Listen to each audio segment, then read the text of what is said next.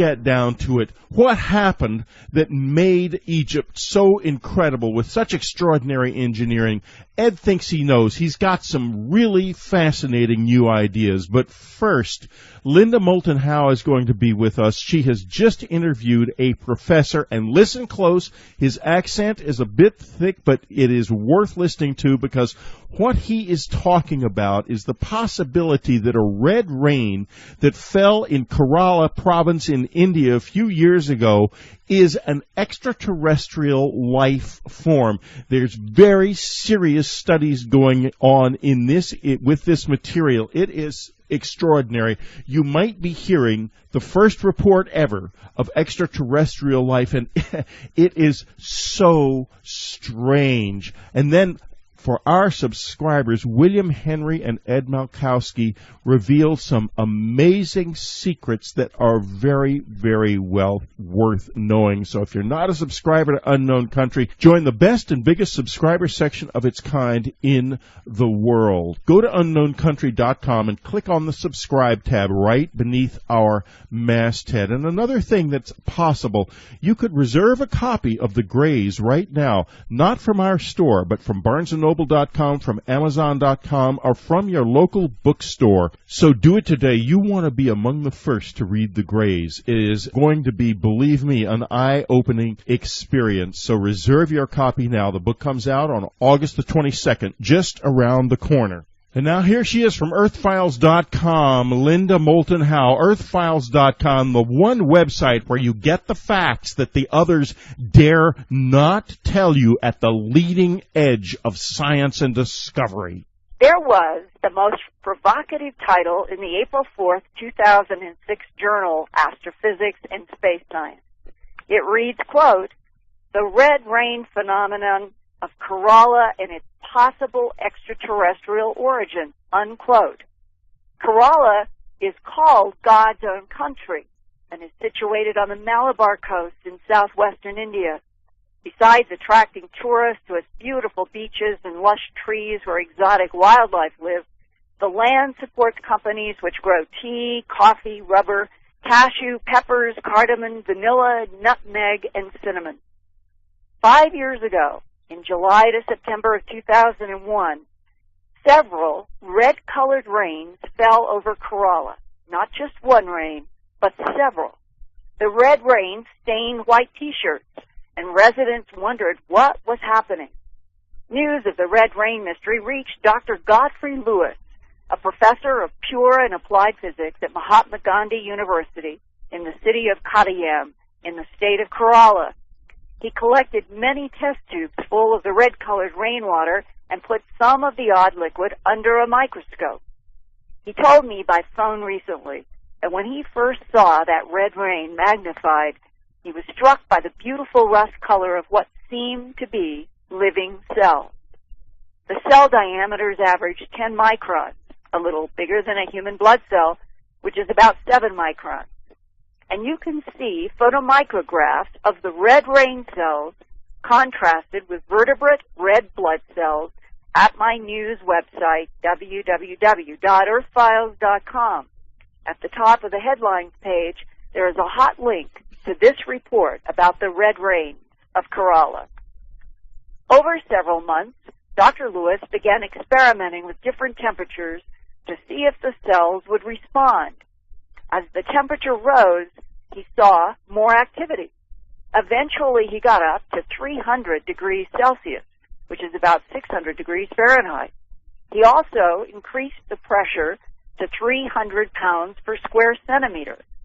It's assumed that normal Earth life would die at such a high temperature and pressure, but the red cells in the Kerala rainwater seem to thrive.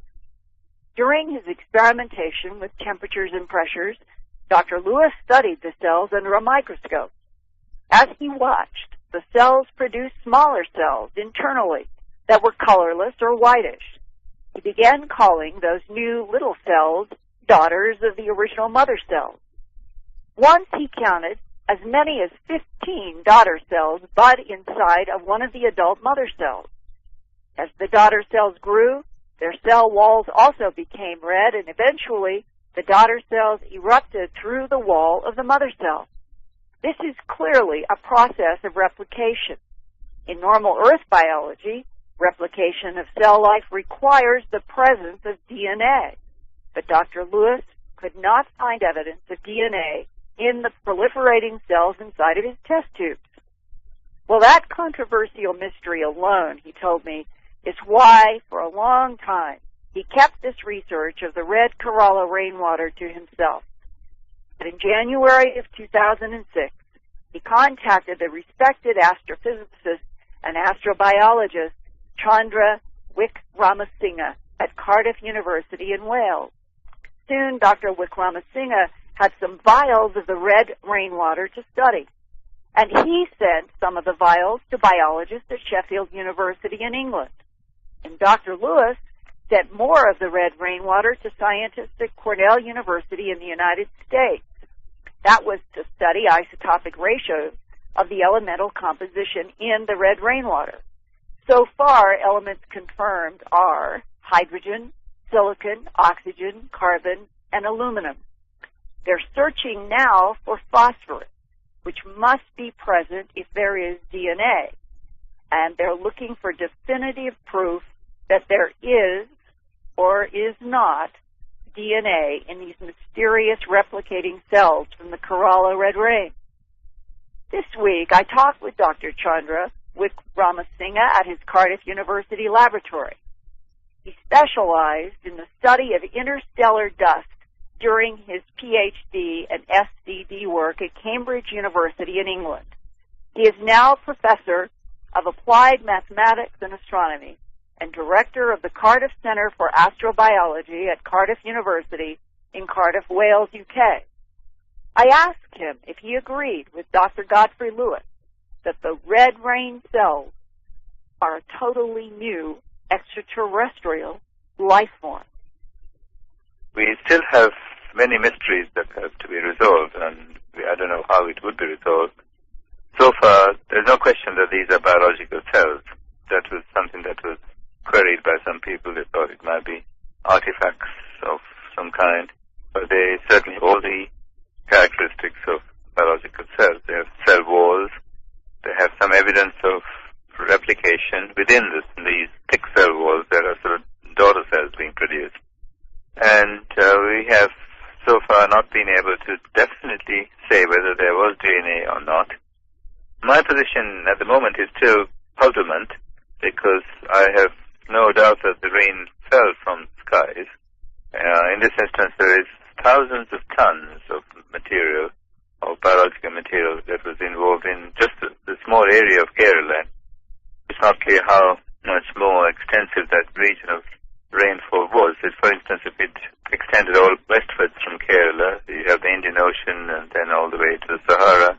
So you might have a huge area that was involved, huge geographical area that was involved with this red rain.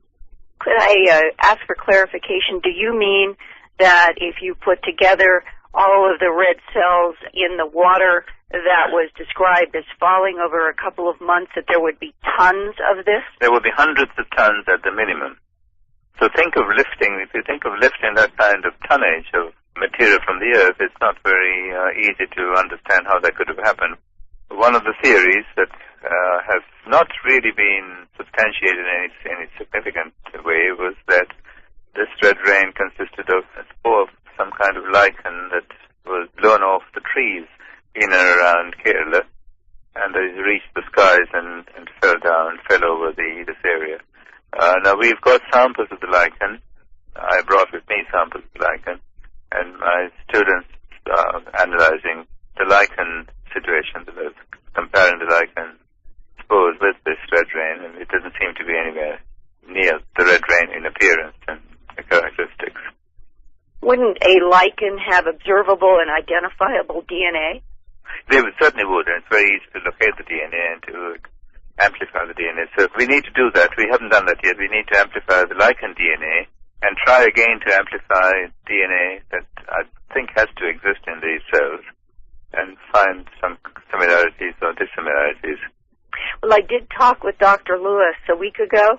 He seems to be relatively definite that there is no DNA and that he is dealing with a completely new kind of replication that he does refer to as extraterrestrial, including the mother cells, in which they've documented what he calls the daughter cells, as many as 15 daughter cells in one mother cell and then emerging. Yeah, we've substantiated that statement. There is already a replication cycle in the whole sample that we have. There are some cells that have 2 or 3 daughter cells. Some have more than that. What I have to conclude at the moment is I'm not sure that his claim for no DNA would hold up to rigorous scrutiny. I think he likes to think that there wouldn't be any DNA, and one of the arguments is that his own replication experiment was carried out under high pressure at 300 degrees Celsius. At 300 degrees Celsius, normally you would not expect any fragile molecule like DNA to survive.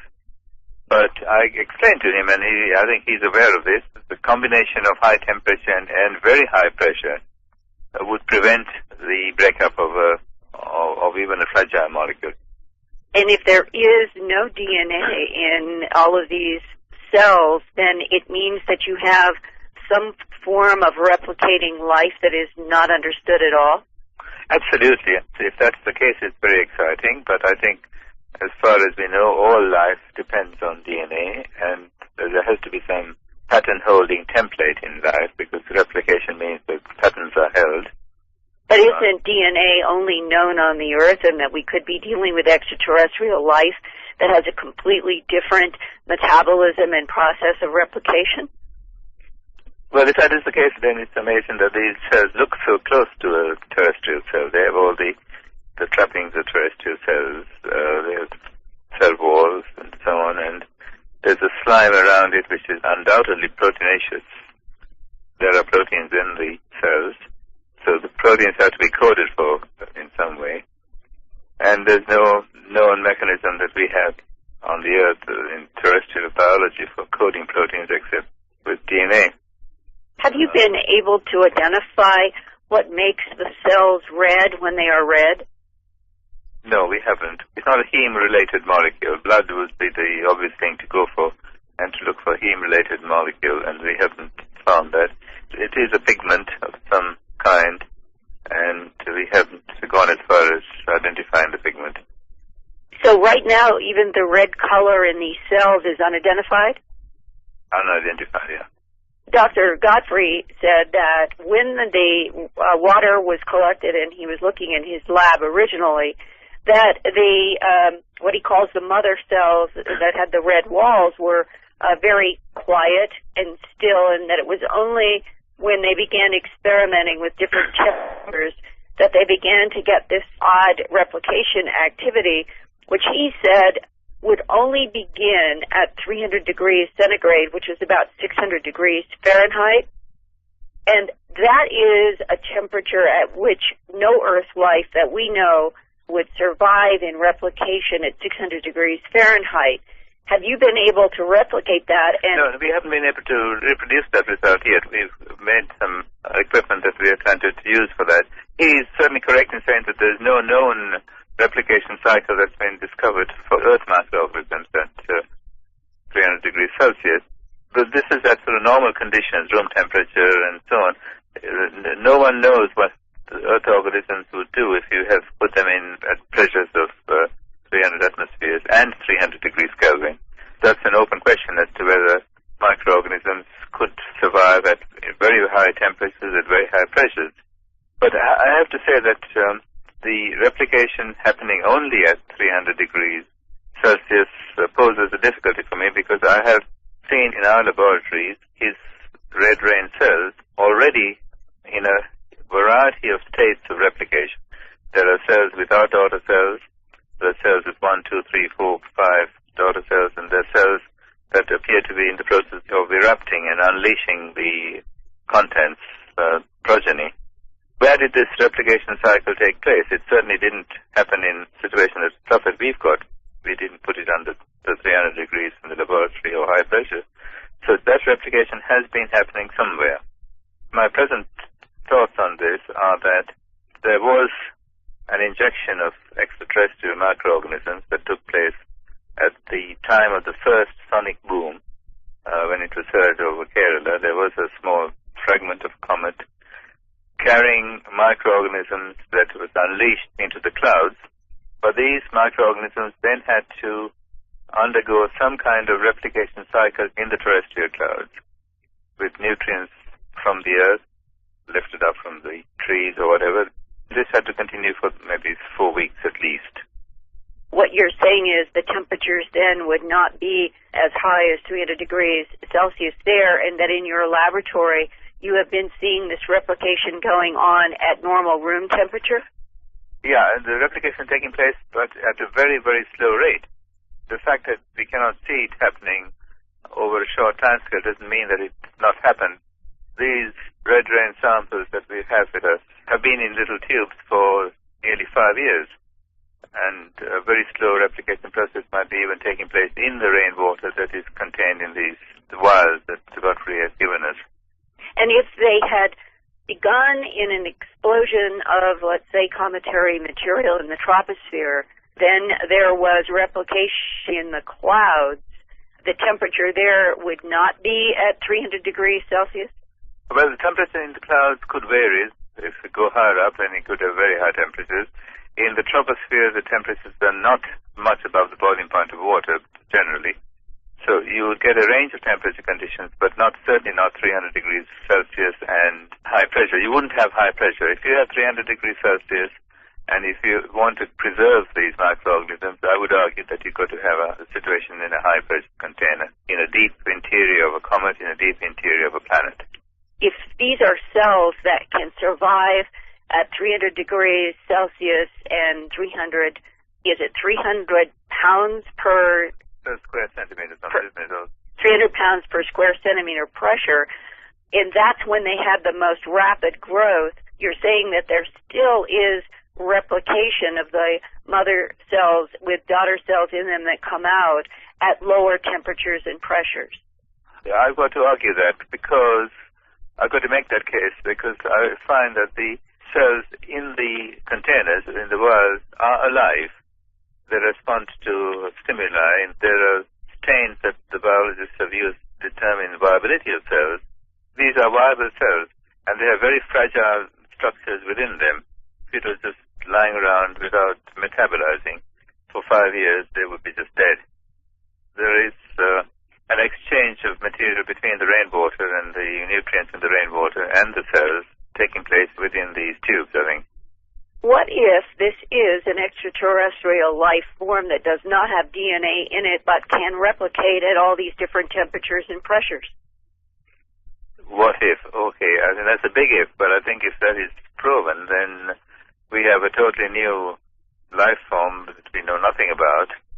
I don't like to deal with things that we know nothing about. We have some desire to anchor our knowledge to known facts, and this becomes difficult to do that. It's almost like saying that silicon-based life, and maybe it's like that. Well, as an astrobiologist, isn't the entire goal of astrobiology to look for life in other places of the universe without expecting it to be exactly like Earth life? That's the aim of some astrobiologists, but I think the point of view that I have argued for a couple of decades is that life everywhere is thoroughly mixed. Even if life started on the Earth 4 billion years ago, that same life would have spread to hundreds and hundreds of millions of new star-forming systems that the solar system encountered in its progress around the center of the galaxy. So what you mean is panspermia, that you would be looking at all life in the universe as seeded from exactly the same kind of DNA? Seeded from the same kind of DNA and interconnected in a very profound way, interlinked. But what if that is not the way the universe works? If it is not the way the universe works, then I think we have to have an open mind and explore the red rain particles as though it was a new discovery of a new form of life. Has there been any epidemiological study of the Kerala region to see if there was any increase in disease or any impact from hundreds of tons of this material coming down on that region? We did meet up with various people and we asked them whether there was any adverse effects that were noticed, and the answer was no, they didn't notice anything. That doesn't mean that there wasn't anything that was at a subclinical level or some. There was something disastrous, dreadful happened from it. Mm-hmm.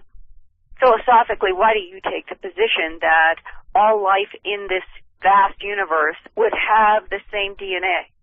Because I think we are part of a connected solar system formed from material that was recycled through many stars, material that was recycled through many interstellar clouds, of which we know there are hundreds of billions of these clouds, and they're chock-a-block with organic material.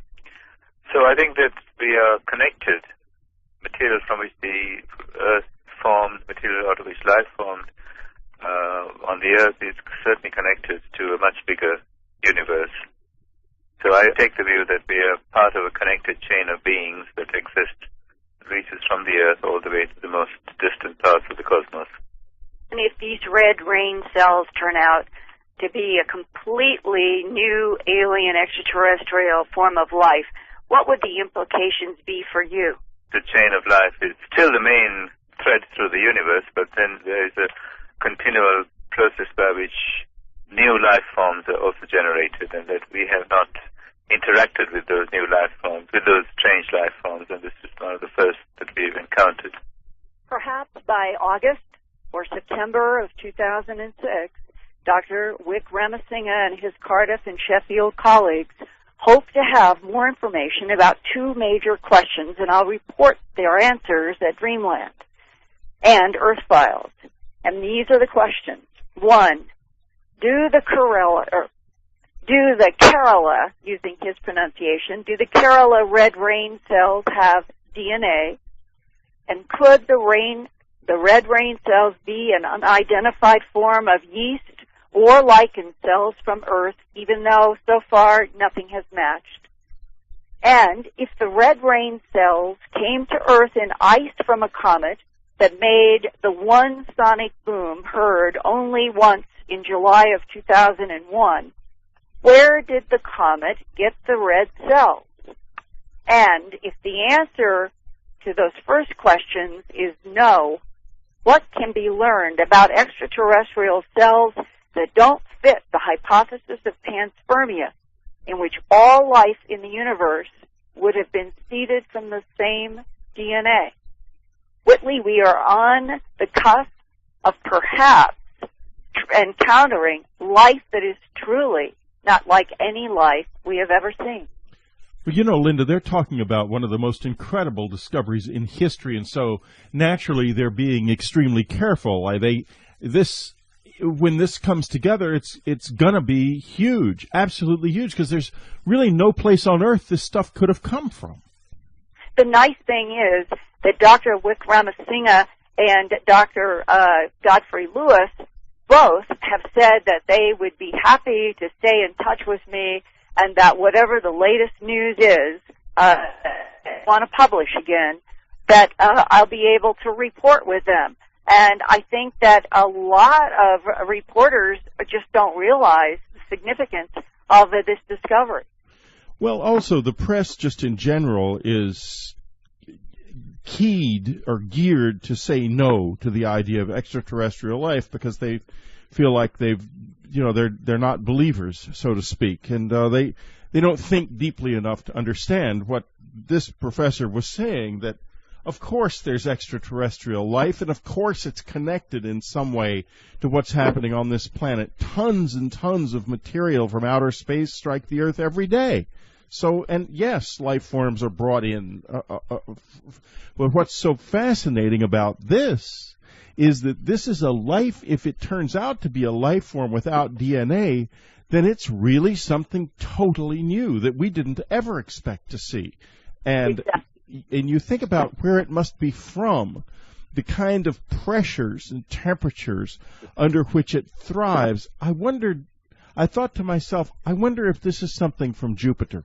Well, that's an interesting question, because what has been residue in my own mind is, if it did come in on cometary ice, where the heck did the comet get these red cells? Where exactly? I mean, the other side of the coin is it could have come from another solar system. It could be billions of years old. It really is, Linda, extremely fascinating. And folks, You heard about it first and only, virtually only, on Dreamland and in UnknownCountry.com and EarthFiles.com. We're keeping up with this story and ahead of this story. Believe me, if this planet turns out to find an extraterrestrial life form, the first place you're going to hear about it, especially with any depth or in a way that makes any sense, is right here. So thank you very much, Linda Moulton Howe. Next up, we're going to be talking about Egypt before the pharaohs. Something was going on back then, and until we know what it was, we cannot understand who we are right now. We'll be right back. Well, what an adventure we've got going for us today, folks. Ed Malkowski has done something truly incredible. And the praise heaped on this book by Chris Dunn, and I'm sure you know who he is, the legendary author of the Giza Power Plant, and John Anthony West, is well deserved. Contains a wealth of data and invaluable references not easily encountered elsewhere. We'll be getting into some of that material, says John Anthony West. And Chris Dunn says, presented a concise digest of modern research. His insights regarding the emergence of Cro-Magnon man alone are worth the price of the book. And that is very true. We are going to be talking over the next few weeks on Dreamland more and more about Neanderthals and Cro-Magnon man. I bet you haven't thought very much about that. Well, Colin Wilson has written a new book about it. Ed Gooch has written a new book about it. That's a very, very important information. But we're going to start this particular new journey into the deep human past with Ed Malkowski's Before the Pharaohs, Egypt's Mysterious Prehistory. Let me set the scene. Let's go back a few thousand years to before the pyramids were built. We'll go back along the Nile. And what do we find there along the reedy Nile flowing grandly into the Mediterranean? A few little tribes here and there, a few little rough-walled cities, people making bows and arrows, living by hunting and gathering and a little bit of farming. Then, a couple of 100 years later, they're building the pyramids. What happened? They're making out of a substance called diorite utensils, pots and plates and so forth, jars, that we would have trouble making today. What happened? Ed, let's start with this question. What happened? What happened? Yeah. Those tribespeople that moved into the Nile Valley found all that stuff. It was already there. The pyramids on Giza were there. All those nice and neat pottery and utensils, that was already there. There was a previous civilization that existed. Who knows how old, but all that stuff was already there. So if it was already there, let's try to find out, and Ed, I think you're probably going to be able to help us do this. Who put it there, and why did they disappear? Sure. Well, we know that according to geneticists, and this is from their specific point of view, that mankind as we know it, and here I'm talking about anatomically modern man, we've been around for 200,000 years, and maybe more. If you go by the way of Michael Cremo, we've been around for more like 2 million years. Nonetheless, only a small fraction of our history is accounted for. And that when I say history, I'm referring to, approximately 3000 BC onward.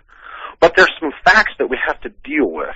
The first fact is the Great Pyramid on Giza. It is a very difficult project to complete. Even by today's standards, we'd have a very difficult time doing it. And how much it would cost would be somewhere in upwards between $10 and $20 billion. So to think that tribespeople just came together and all of a sudden built those fantastic pyramids is not easy to think of. So then, who built them? Well, Ed, before we go into who built them, what I want you to do is to describe what the Old Kingdom was like. Let's say before the reign of Khufu, who allegedly built the pyramids in the modern sort of, or I should say Victorian, since really the thinking processes haven't changed since the Victorian era, Eurocentric viewpoint of ancient Egypt. Let's say, for the sake of argument, okay, Khufu did build the pyramid. What kind of resources, scientific, engineering, and physical resources, would he have actually had to bring to bear to do that? What was his world like? Well, if Khufu actually built that pyramid, he would have to have heavy equipment and technology that we may not even have today. He would have to have methods of cutting stone, methods of lifting stone, methods of quarrying stone and transporting stone. The granite in the Great Pyramid actually comes from Aswan. So there's a transportation problem there because Aswan is several hundred miles away. They'd have to cut the granite at Aswan and then carry it up the Nile. And based upon the archaeology, the pharaonic Egyptians did not have the tools or the methods to do that. So someone else built it. And we really can't tell when it was built, can we? There are a couple of glyphs that may have even been placed there by an Egyptologist in the Great Pyramid that identify it as having belonged to Khufu. Or is there more evidence than that? No, there's absolutely no evidence at all. There's that one chamber that has what they call a quarry mark that was supposedly put there during Khufu's time because it's the cartouche of Khufu. But we really don't know if someone had put that there later or not. And stone itself cannot be dated. So again, we're left with a dating problem. We can start now. This is where we get into problems of history and perception. History is taught in our educational institutions as if it were a fact, and the standard idea of history is that mankind evolved from a lower life form, and then suddenly he started writing about 5,000 years ago, and history has gone on since. However, the truth is we really don't know what happened in history. History is not really a fact. History is more of a theory. And what I see one of the main problems in history is that you have a multitude of different theories trying to explain what happened and when it happened. And one of the big things I think is overlooked is the actual nature of mankind himself. And that is our conscious experience. It's kind of like a fifth dimension to the universe. There's 3 spatial dimensions, and then there's a 4th dimension of time. And there's really, I think, a 5th dimension that's our conscious experience. And I think that's the true nature of man. So if we're going to say that mankind has been around for at least 200,000 years, then we also have to assume that mankind has had our conscious experience and our intelligence for that amount of time. This sets the stage for a civilization, or even more than one civilization, it could be even several civilizations, to have actually come and gone in the past. And under a destruction, this civilization can be wiped out. And we know from geologic history that the Earth has been hit by asteroids, it's been hit by comets. There's been cataclysms that almost entirely wipe the planet out, and then life starts over again. And I think what we see in Egypt with the pyramids, with the precision machining, this all goes back to an older civilization that had achieved a level of technology that's just as good as our technology today. Now, it's not the same technology. It's a little bit different technology. It may be better, it may be equal, but nonetheless, it is there, and we have to explain that evidence somehow. Now, you mentioned in the book that the Maya talk in terms of different levels of consciousness being reached over a period of calendrical time, and recently we had PMH Atwater on the program talking about children and saying that such a time is now, that there is a new consciousness coming into the world now, and that the real meaning of the so-called big calendrical event that in the Mayan calendar in 2012 is that human consciousness is in the process of changing. Was this a factor in the past? Oh, absolutely. Absolutely, and I agree with him. Here we have to take and look at the world a little bit through the eyes of a physicist. What modern physics, quantum physics, tells us is that reality is subjective and not objective. And that the nature of all reality, this includes humans, is what they call a wave function.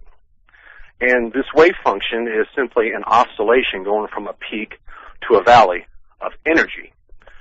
Now, energy is nothing but movement.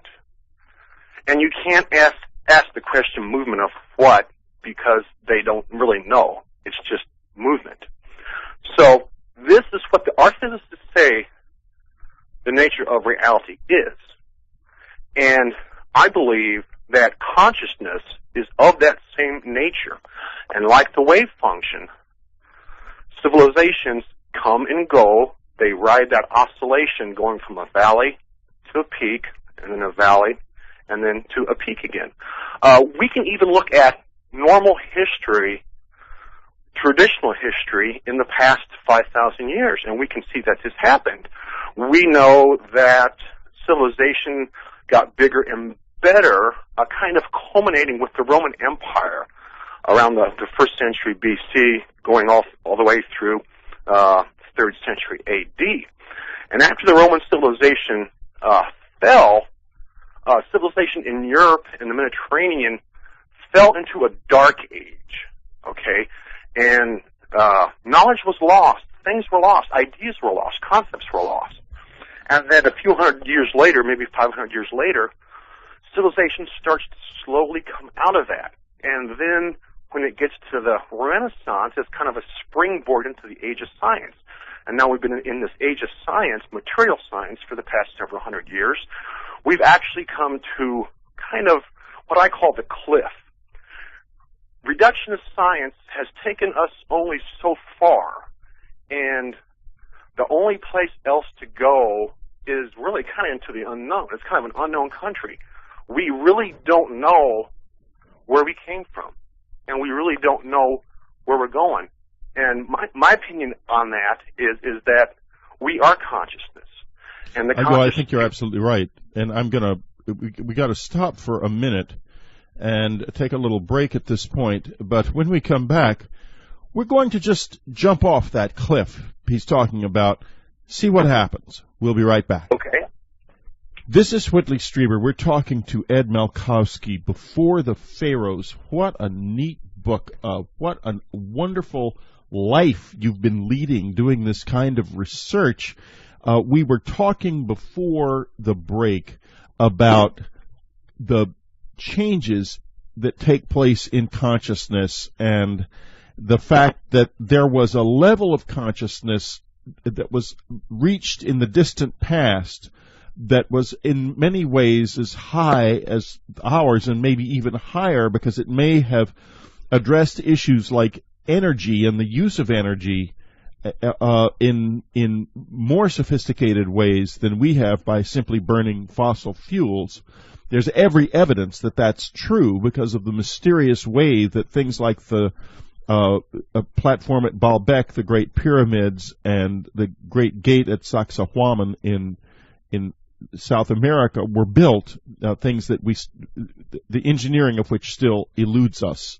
Now, where I would like to go, though, is back into a more distant time. And in your book, you've got a fascinating map of the Mediterranean as it must have been like about 15,000 years ago. And that was a very, very different world. And folks, as we talk about this, remember, underwater archaeology is a primitive process right now.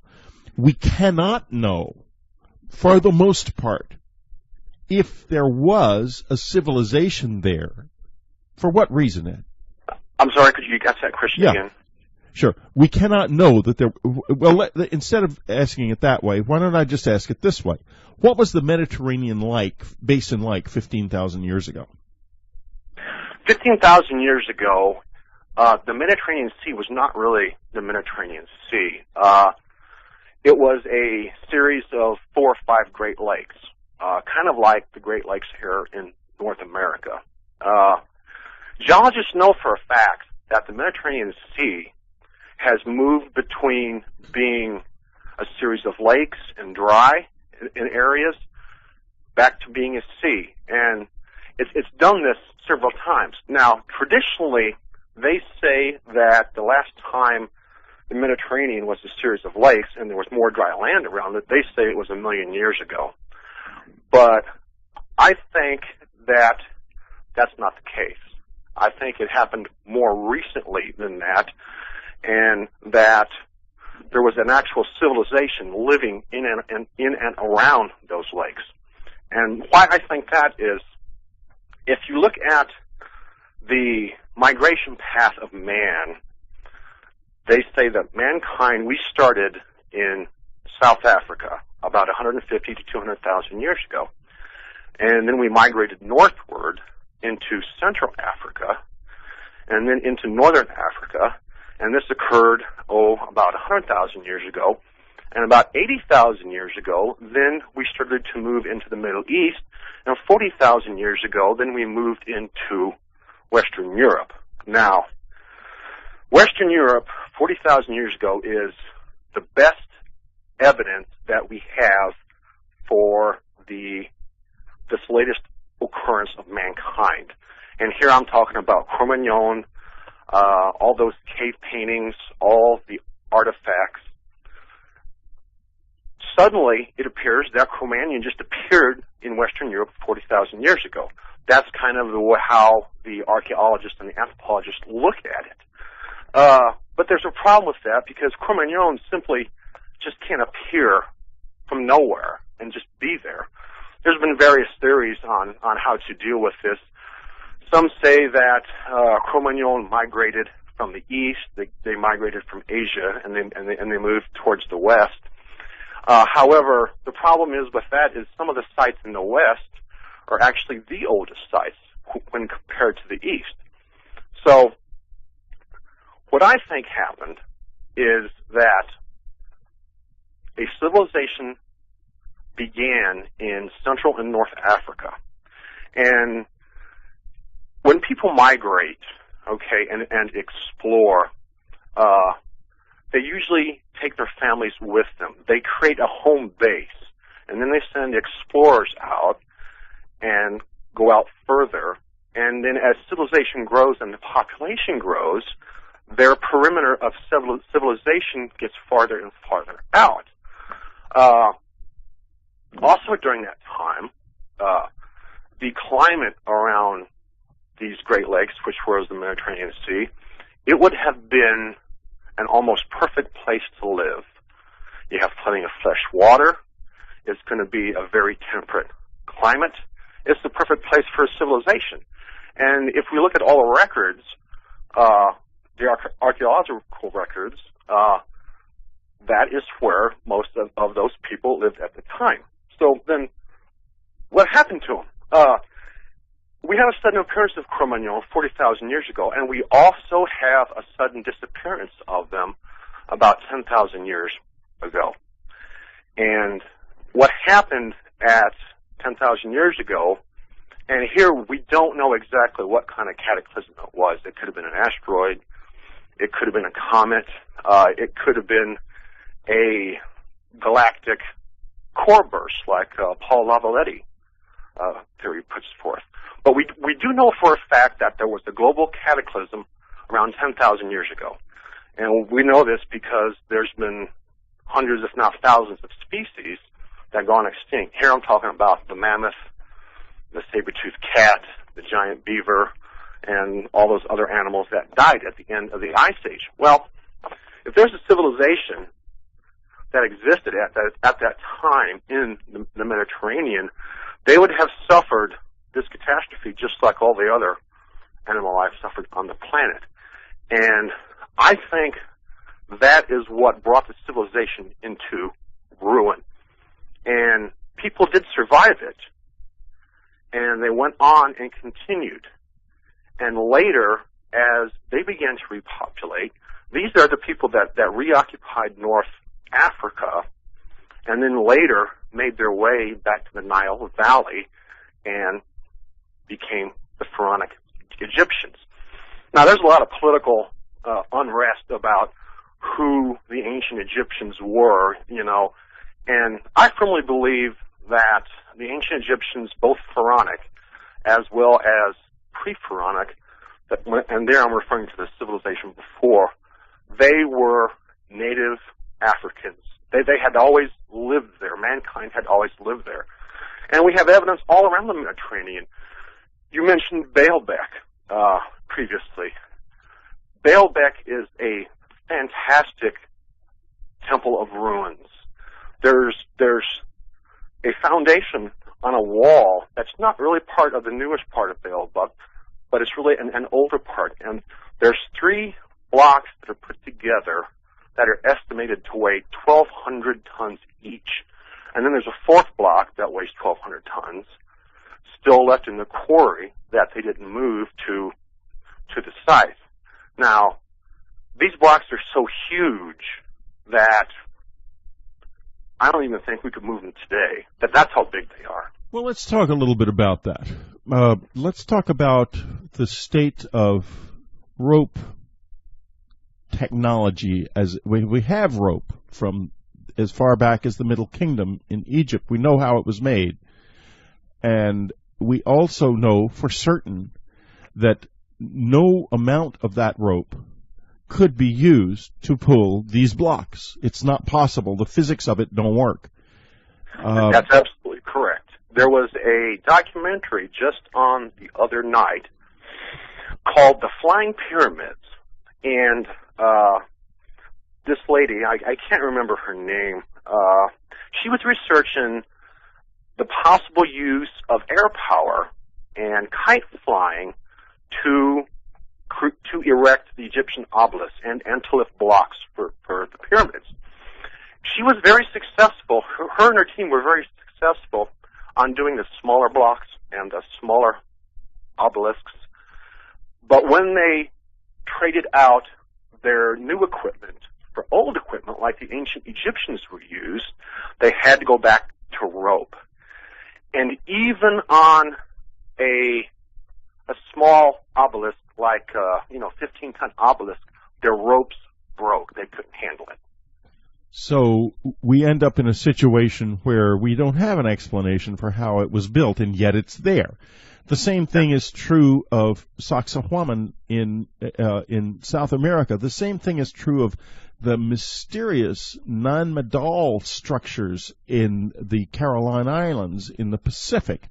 And such structures exist all over this world. And they are very old, they are very mysterious, and they are extremely hard to understand. The Smithsonian expedition to Nan Madol in the 30s concluded, a more recent one, in the 60s, concluded that it must have been built around the 12th century A.D. because they found a fire pit inside one of the structures that was from that period.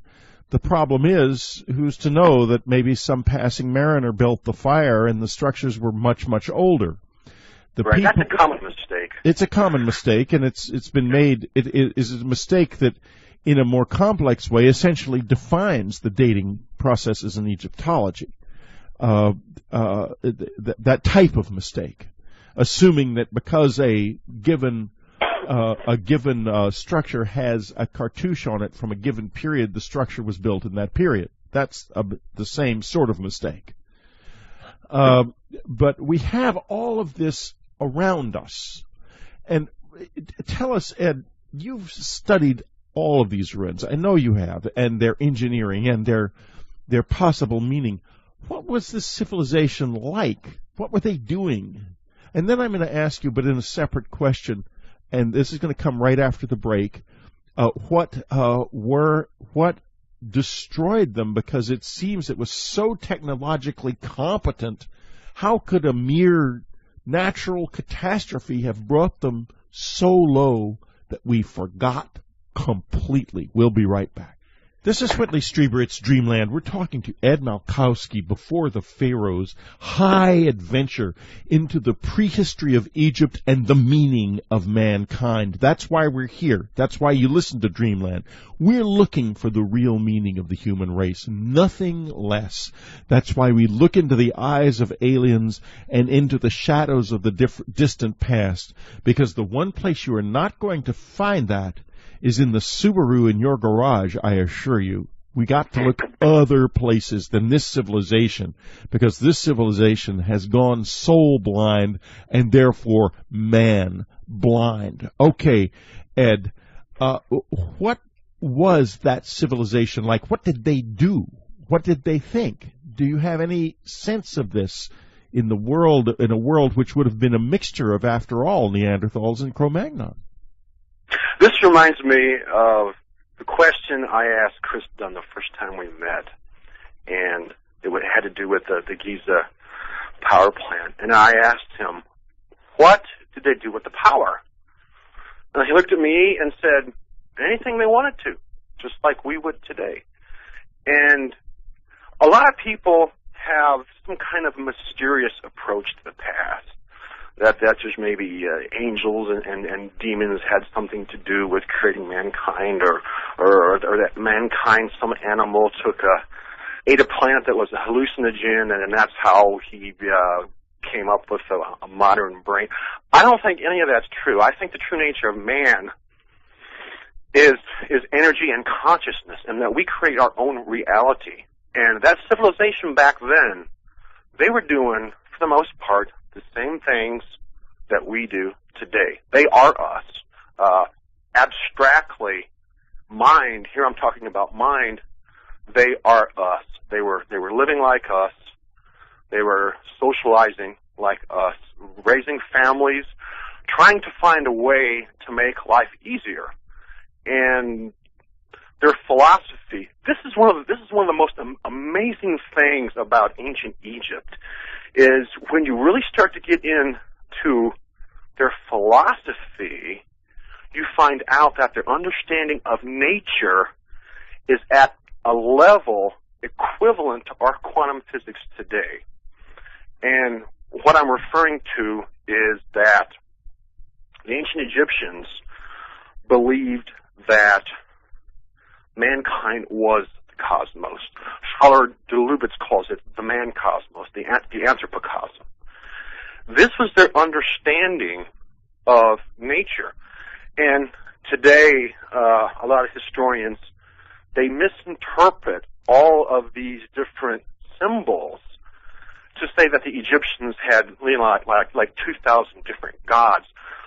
But that's not correct, because if you really read the ancient Egyptian texts, you find out that they did believe in a single source.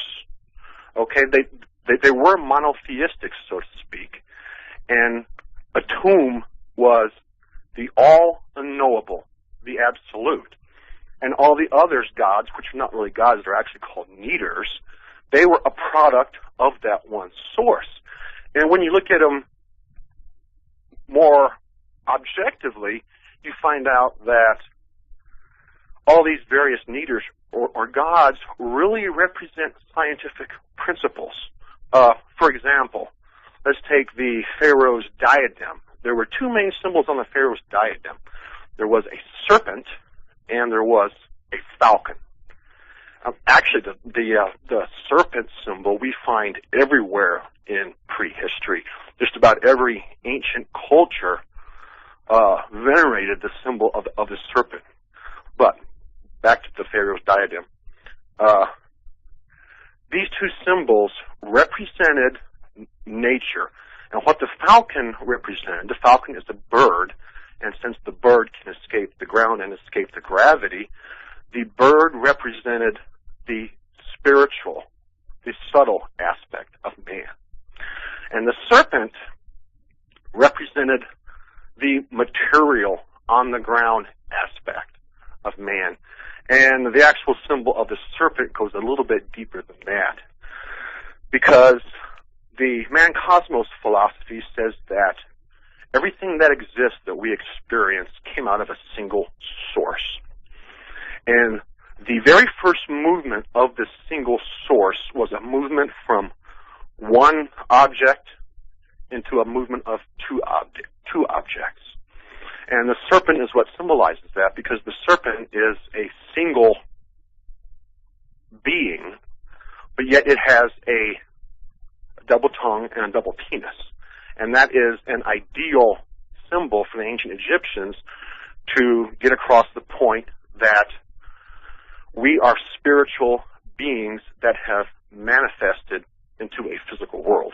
Well, let me ask you now, let's go on to a slightly different but related question, and that is that you mentioned the hiding of the knowledge, of the serious knowledge that occurred in the Egyptian priesthood, and that actually, to this day, I mean, there are secret societies that probably still are hiding that knowledge, and somebody like the Master of the Key, I think, brought some of that ancient knowledge right out into the forefront.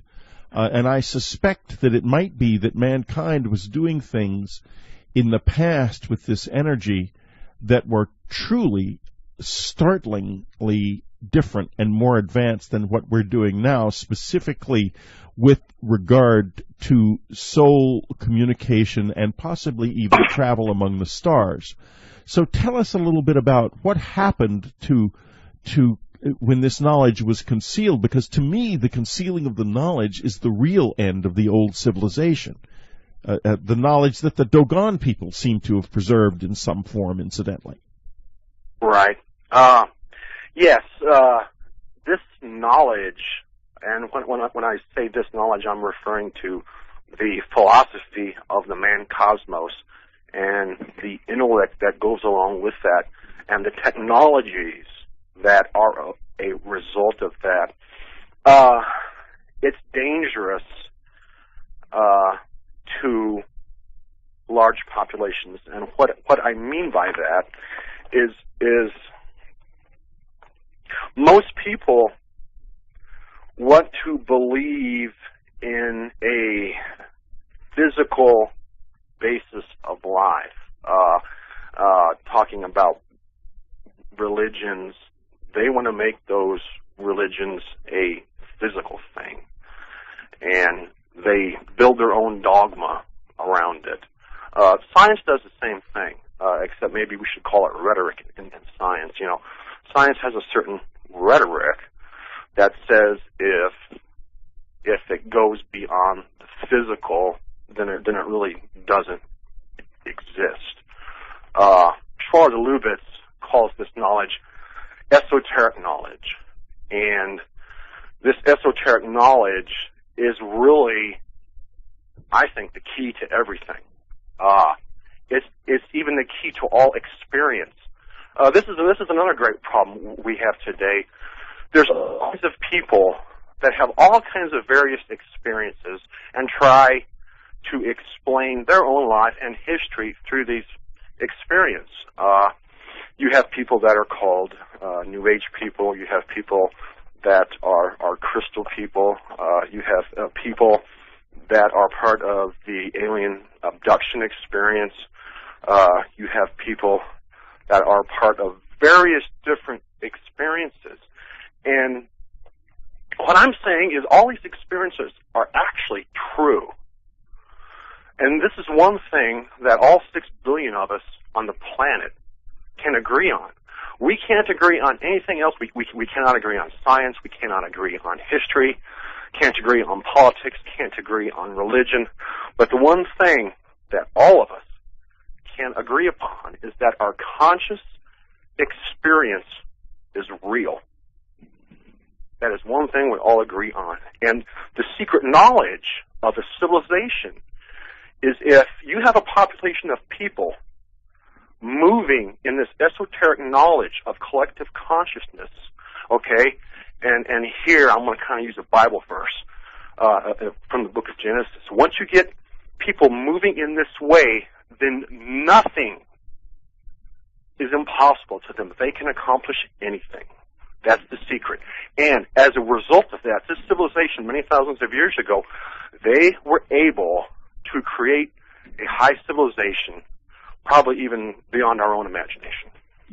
Exactly, even beyond our own imagination. And the question of what they actually saw and how they saw the world is fascinatingly addressed in Before the Pharaohs. And in particular, I refer to the little chapter with the illustrations about the seated scribe from a 5th Dynasty tomb at Saqqara. Can you tell us a little bit about this absolutely amazing sculpture and about the eyes in this sculpture that tell us clearly that even in pharaonic Egypt, they still had scientific knowledge of a very advanced sort. We can see it right there in this statue. Absolutely, they did. Those people that reoccupied the Isle Valley in 3000 BC, they were the descendants of the survivors of the cataclysm in 10,000 BC. And they did retain some knowledge and some techniques and tried to carry forward as best as they could. Now, that seated scribe, there's actually two of them. There's one in the Cairo Museum, and I believe there's one in the British Museum. And in the Louvre. There's one in the Louvre. I've seen the one in the Louvre. That's correct. The technology to create those eyes is really just as high level as the technology it took to create the Great Pyramid or to create the precision machined granite boxes of the Serapeum. The eyes of these statues are about as lifelike as you can get. And if you walk in front of the statue will appear to follow you with its eyes, like it was alive. A couple of scientists, 5 or 6 years ago, were very fascinated with this seated scribe, and they went and tried to replicate exactly how these eyes were made. And they did replicate it, but the conclusion was they were absolutely fascinated that the ancient Egyptians had this technology that really is the technology of today. They were flabbergasted by it. Exactly, and still can't explain it. That's correct. That's correct. And so we have, what we're looking at is actually a civilization or a technological skill that extended itself well into the historical period, but the powers that it possessed were then hidden at this time. And you alluded to the fact that maybe they thought it was too dangerous for the average person to know these things. I would submit that if the average person doesn't figure these things out soon, this civilization is going down the tubes, and a lot of us are going to die with it. This is one of the reasons I'm still struggling on the radio after all these years on this mission that completely possesses my soul, because I think that we can do this. And I think that's why people like you are so terribly, terribly, terribly important, because you are willing to look at the past not through the mask of secrecy that I think that you allude to, Zahi Hawass, And I'm sure you'll be talking with him in the subscriber section in the subscriber section with William Henry, who I think is one of the keepers of the secrets. He is a person who conceals rather than reveals. And I think it's highly political. Oh, horrible, horrible human being. I know a cousin of his who had a knife fight with him, and he's a dreadful man, in my opinion. It's not unexpected that such a human being would turn out to be the guardian of these secrets in the present age. Not at all unexpected. Tragic, yes. Inevitable, probably also yes. What do you see the future bringing? And I know this is a bit of a left field question for somebody who works so hard in not just the past, but the very distant past. But you must see something reflected of the future in the work you do. Oh, absolutely. This actually, I am just finishing up a manuscript that I'm calling Secret Wisdom, Sacred Science, the technical and spiritual legacy of the ancient Egyptians. I've just finished that up and getting ready to ship it off. And I actually get deep into this subject, and I can certainly comment on that.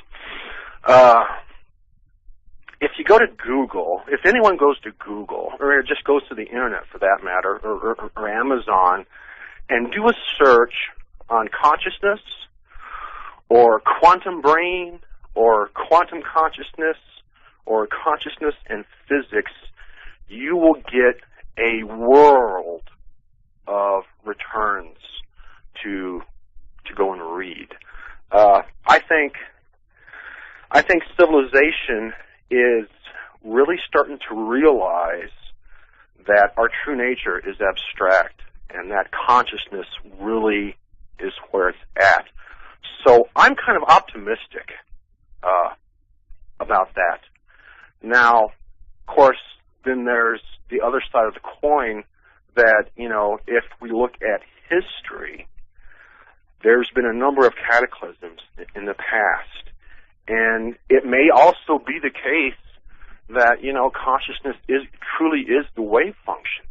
And that we can only get so large and so powerful that some catastrophe will happen and we'll get bounced back to the Stone Age and have to start all over. But then again, there's another possibility that could it also be the case, and I think this may be more appropriate. It could be the case that we are still evolving as form. Consciousness does not exactly evolve. Consciousness expands and gains knowledge. Form is what actually evolves and changes. It could also be the case that the consciousness is actually creating a better form for the future, and that perhaps in the future we will reach some type of pinnacle where there's truly peace on earth and togetherness for all mankind. I take the optimistic view. Well, I wish I took the optimistic view, but I think we're going to go through a pretty darn major upheaval here. I think it's now inevitable that we've ignored the few things that we could do to make it less intense for a long time, and for too long. But it could be a natural thing. Global warming has been a really big issue as of late, with the fact that they think that within the next 20 years, the North Pole ice cap may melt altogether. Maybe it's a natural thing, and it's just a part of the cycle of mankind. And a catastrophe is going to happen, and then we'll have to start all over again. Well, I think that's exactly what is going to happen, and I think it happened in the past. I think that one of the things that occurred was that this civilization was fully expressed, I believe, across the world. If you went back 20,000 years, you would have found it in its glory. You would have found it in places where that are now primarily its centers were underwater or are now underwater, and that there was a combination of upheaval that dropped a lot of those centers very suddenly into the deep, giving rise to the legends of Atlantis, and a slower process in areas like the Mediterranean and the Indian Ocean, that as the glaciers melted, the seas rose, and these areas were covered with water. And the result of this was that the civilization's centers, and therefore the sources of energy that drove it, disappeared. If we had a situation now where our electrical power became unavailable to us in general throughout the world because of various catastrophes unfolding, this civilization would unravel in a matter of days. Absolutely. A matter of days. That's how big the threat is, and they went through this. There's no question about that. Let's say that did happen, okay? A good chunk of the population is probably going to die within the first month. They're going to die from starvation, they're going to die from natural disaster, and they're going to die from being murdered by other people. Now, there's a core part of the population that's going to survive. But by the second or third generation down after the catastrophe, that new generation of people are going to have no memory of what this civilization was like. They are going to have to completely recreate everything. Our technology, if this catastrophism did happen today, okay, our technology would be absolutely useless. Now, the stuff we could do with our hands, the stuff we could make with our hands, the small tools and stuff, we would still continue to do that, probably just like the Stone Age people did. We would continue to do that, but within 3 generations, the knowledge and the memory would be just a legend. And that's exactly how we see it in ancient myths and legends. Exactly. And because it probably did happen. It probably did happen.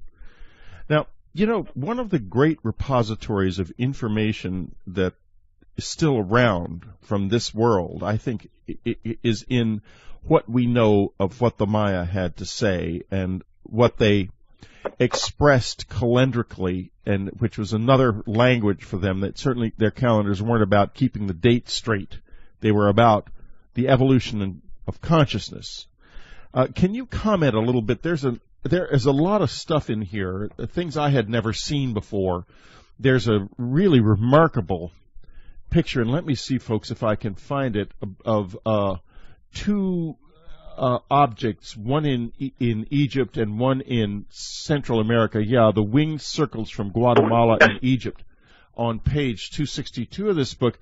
Could you explain a little bit about this and why these 2 things, one from Guatemala and the other from Egypt, look exactly the same? They could have been made by the same person. They are exactly the same because they're from the same philosophy, and they're also from the same general civilization. The Mayan culture, the ancient Mayan culture, is, I think, severely understudied. I think there's a wealth of information there.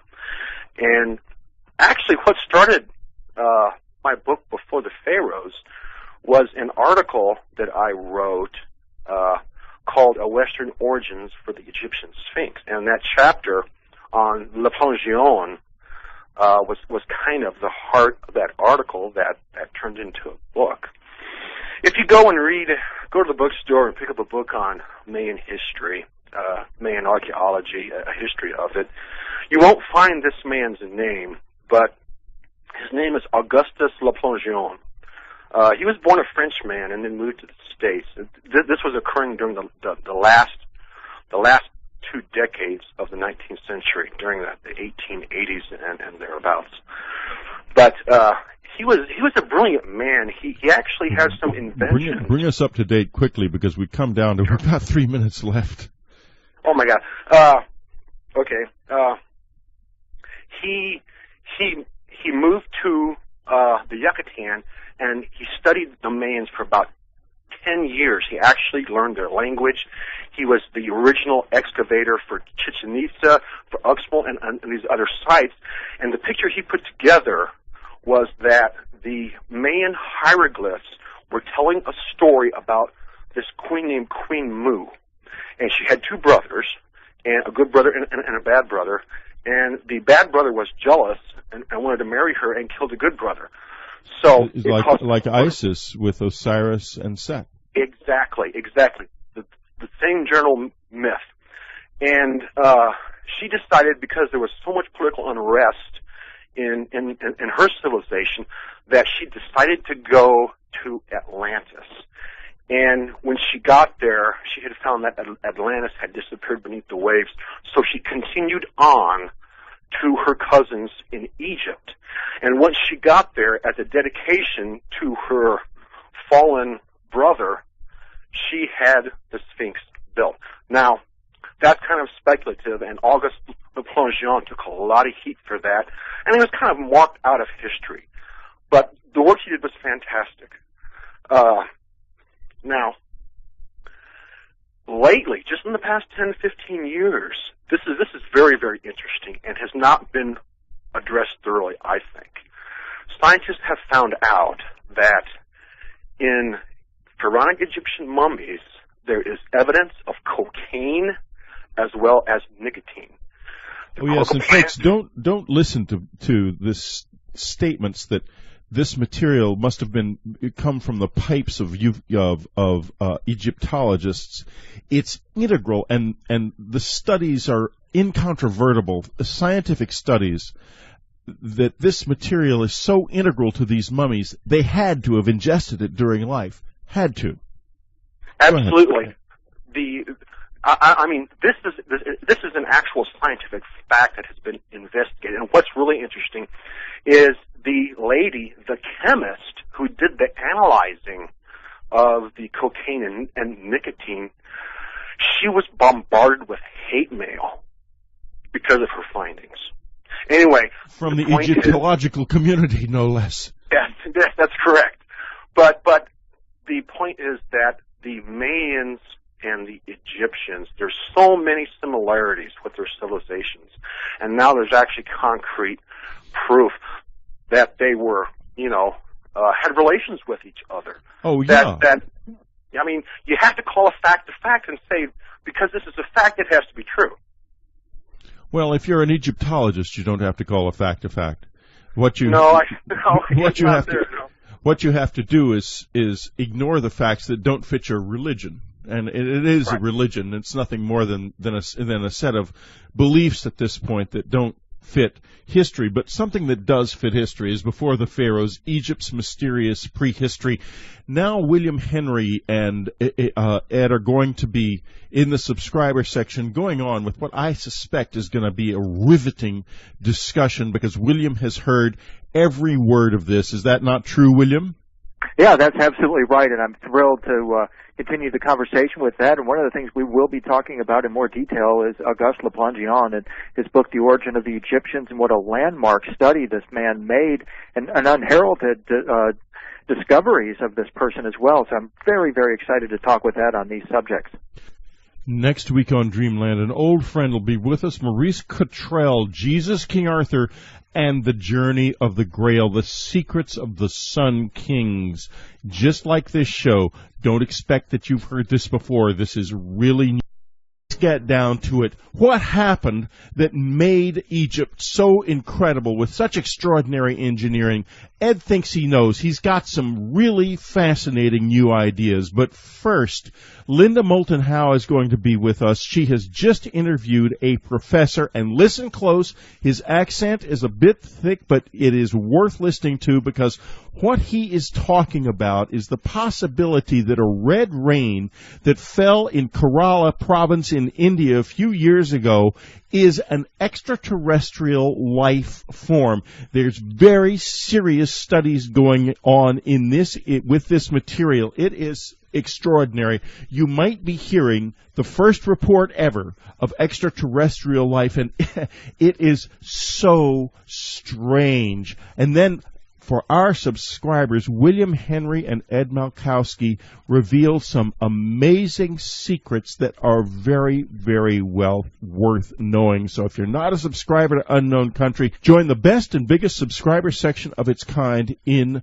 the world. Go to unknowncountry.com and click on the subscribe tab right beneath our masthead. And another thing that's possible, you could reserve a copy of The Greys right now, not from our store, but from BarnesandNoble.com, from Amazon.com, or from your local bookstore. So do it today. You want to be among the first to read The Greys. It is going to be, believe me, an eye-opening experience. So reserve your copy now. The book comes out on August the 22nd, just around the corner. And now here she is from EarthFiles.com, Linda Moulton Howe. EarthFiles.com, the one website where you get the facts that the others dare not tell you at the leading edge of science and discovery.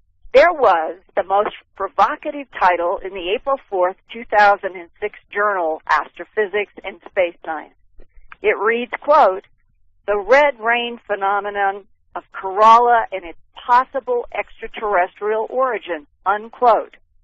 Kerala is called God's own country and is situated on the Malabar coast in southwestern India. Besides attracting tourists to its beautiful beaches and lush trees where exotic wildlife live, the land supports companies which grow tea, coffee, rubber, cashew, peppers, cardamom, vanilla, nutmeg, and cinnamon. 5 years ago, in July to September of 2001, several red-colored rains fell over Kerala. Not just one rain, but several. The red rain stained white T-shirts, and residents wondered what was happening. News of the red rain mystery reached Dr. Godfrey Lewis, a professor of pure and applied physics at Mahatma Gandhi University in the city of Kottayam in the state of Kerala. He collected many test tubes full of the red-colored rainwater and put some of the odd liquid under a microscope. He told me by phone recently that when he first saw that red rain magnified, he was struck by the beautiful rust color of what seemed to be living cells. The cell diameters averaged 10 microns, a little bigger than a human blood cell, which is about 7 microns. And you can see photomicrographs of the red rain cells contrasted with vertebrate red blood cells at my news website, www.earthfiles.com. At the top of the headlines page, there is a hot link to... They have some evidence of replication within these thick cell walls. There are sort of daughter cells being produced. And we have so far not been able to definitely say whether there was DNA or not. My position at the moment is still puzzlement because I have no doubt that the rain fell from skies. In this instance, there is thousands of tons of material, of biological material that was involved in just the small area of Kerala. It's not clear how much more extensive that region of rainfall was. For instance, if it extended all westwards from Kerala, you have the Indian Ocean and then all the way to the Sahara. So you might have a huge area that was involved, huge geographical area that was involved with this red rain. Could I ask for clarification? Do you mean that if you put together all of the red cells in the water that was described as falling over a couple of months, that there would be tons of this? There would be hundreds of tons at the minimum. So if you think of lifting that kind of tonnage of material from the Earth, it's not very easy to understand how that could have happened. One of the theories that has not really been substantiated in any significant way was that this red rain consisted of a spore of some kind of lichen that was blown off the trees in and around Kerala, and it reached the skies and fell over this area. Now we've got samples of the lichen. I brought with me samples of the lichen, and my students are analyzing the lichen situation, comparing the lichen spores with this red rain, and it doesn't seem to be anywhere near the red rain in appearance and character. This report about the red rains of Kerala. Over several months, Dr. Lewis began experimenting with different temperatures to see if the cells would respond. As the temperature rose, he saw more activity. Eventually, he got up to 300 degrees Celsius, which is about 600 degrees Fahrenheit. He also increased the pressure to 300 pounds per square centimeter. It's assumed that normal Earth life would die at such a high temperature and pressure, but the red cells in the Kerala rainwater seemed to thrive. During his experimentation with temperatures and pressures, Dr. Lewis studied the cells under a microscope. As he watched, the cells produced smaller cells internally that were colorless or whitish. He began calling those new little cells daughters of the original mother cells. Once he counted as many as 15 daughter cells bud inside of one of the adult mother cells. As the daughter cells grew, their cell walls also became red, and eventually the daughter cells erupted through the wall of the mother cell. This is clearly a process of replication. In normal Earth biology, replication of cell life requires the presence of DNA, but Dr. Lewis could not find evidence of DNA in the proliferating cells inside of his test tubes. Well, that controversial mystery alone, he told me, is why, for a long time, he kept this research of the red Kerala rainwater to himself. But in January of 2006, he contacted the respected astrophysicist and astrobiologist Chandra Wickramasinghe at Cardiff University in Wales. Soon, Dr. Wickramasinghe had some vials of the red rainwater to study, and he sent some of the vials to biologists at Sheffield University in England. And Dr. Lewis sent more of the red rainwater to scientists at Cornell University in the United States. That was to study isotopic ratios of the elemental composition in the red rainwater. So far, elements confirmed are hydrogen, silicon, oxygen, carbon, and aluminum. They're searching now for phosphorus, which must be present if there is DNA.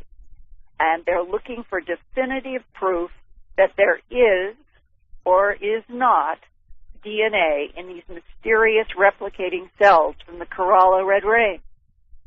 This week, I talked with Dr. Chandra Wickramasinghe at his Cardiff University laboratory.